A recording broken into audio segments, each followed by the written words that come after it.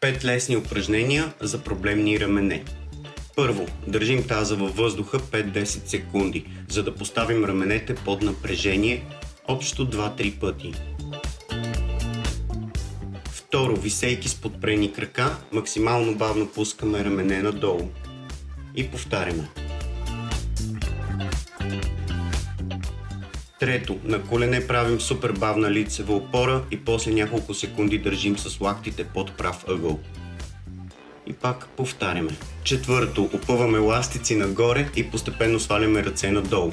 После задържаме с лакти под прав ъгъл. Повтаряме и напред и настрани.